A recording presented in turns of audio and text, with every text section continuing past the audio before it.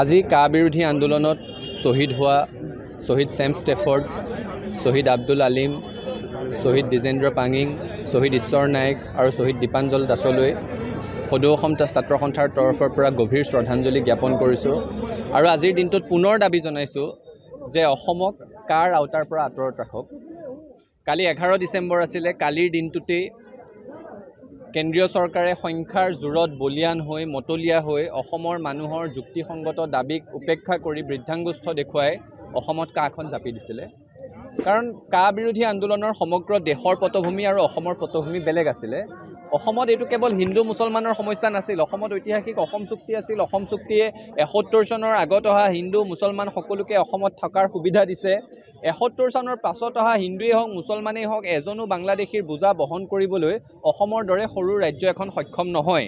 এই যুক্তিসংগত কথাটোকে লৈ অসমত কা বিৰোধী আন্দোলন হৈছিল। আৰু সেই কা বিৰোধী আন্দোলনৰ যুক্তি শুনিব নিবিচাৰি সংখ্যাৰ বলেৰে মতলীয়া হৈ থকা বিজেপি চৰকাৰখনে 5 গৰাকীকৈ অসমীয়া মাতৃৰ বুকু সুদা কৰিলে। 5 জনকৈ নিৰীহ নিৰস্ত্ৰ প্ৰতিবাদকাৰীৰ বুকুৰ তেজেৰে ৰাজপথ ৰাঙলি কৰিলে। আজি সেই শ্বহীদসকললৈ আমাৰ শ্ৰদ্ধাঞ্জলি জ্ঞাপন কৰিছোঁ আৰু গুলীবিদ্ধসকলক নিৰ্যাতিতসকলক আমাৰ তৰফৰ পৰা আন্তৰিক শ্ৰদ্ধা নিবেদিছোঁ আৰু চৰকাৰক পুনৰ দাবী জনাইছোঁ যে এই শ্বহীদসকলক শ্বহীদৰ মৰ্যাদা দিয়ক। আচল কথাটো আজি আমি ইয়াৰ পৰা পুনৰ দোহাৰিছোঁ যে কা বিৰোধী আন্দোলনৰ শ্বহীদসকলৰ নামৰ উপাধিকেইটাই বিজেপি চৰকাৰখনৰ জাত পাত জাতি ধৰ্মৰ ৰাজনীতিক বৃদ্ধাংগুষ্ঠ দেখুৱায়। তেওঁলোকে ধৰ্মৰ নামত মানুহ ভাগ ভাগ কৰা, জাতি জনজাতি জনগোষ্ঠীৰ নামত মানুহ ভাগ ভাগ কৰাৰ প্ৰৱণতাটোক এই শ্বহীদকেইজনৰ উপাধিকেইটাই ধূলিসাৎ কৰি দিয়ে। ছেম ষ্টেফৰ্ড খ্ৰীষ্টান সম্প্ৰদায়ৰ, আব্দুল আলিম মুছলমান সম্প্ৰদায়ৰ, দীপাঞ্জল দাস হিন্দু সম্প্ৰদায়ৰ, আকৌ তাৰ ভিতৰতে ঈশ্বৰ নায়ক চাহ বাগিচাৰ, দ্বিজেন্দ্ৰ পাঙিং অসমৰ জনজাতীয় খিলঞ্জীয়া ভূমিপুত্ৰ।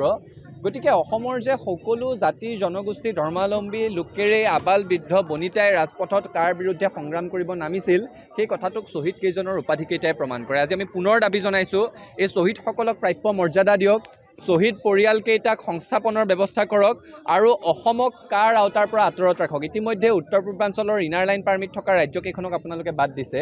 নাগালেণ্ড, মিজোৰাম, মণিপুৰ, অৰুণাচল বাদ পৰিছে। 6ষ্ঠ অনুসূচীৰ এলেকাধীন ৰাজ্য বাদ দিছে। মেঘালয় বাদ পৰিছে। 70% ত্ৰিপুৰা বাদ পৰিছে। কেৱল অসমৰ পাৰ্বত্য জিলা 3খন আৰু বিটিআৰ জিলা 5খনত কাখন প্ৰযোজ্য হৈ আছে। গতিকে এইটো মৰ্যাদাৰ প্ৰশ্ন হিচাপে নলৈ, অহংকাৰৰ প্ৰশ্ন হিচাপে নলৈ অসমৰ ৰাইজৰ যুক্তিসংগত আৱেগক উপলব্ধি কৰি অসম চৰকাৰে অসমৰ বাকী জিলাকেইখনৰ পৰাও কা প্ৰত্যাহাৰ কৰিবৰ কাৰণে কেন্দ্ৰীয় চৰকাৰক অনুৰোধ জনাব লাগে। আৰু কায়ে অসম চুক্তিক নস্যাৎ কৰে, অসম আন্দোলনৰ মূল সত্তাটোক নস্যাৎ কৰে। গতিকে অসম আন্দোলনৰ শ্বহীদক শ্ৰদ্ধাঞ্জলি জনোৱা অসম চৰকাৰখনে কাখনৰ আওতাৰ পৰা অসমক বাহিৰত ৰাখি অসম আন্দোলনৰ শ্বহীদসকলক প্ৰকৃত শ্ৰদ্ধাঞ্জলি জনাব লাগে। যিকোনো খবৰৰ বাবে যোগাযোগ কৰক 7099017330 লগতে 7099017110 নম্বৰত।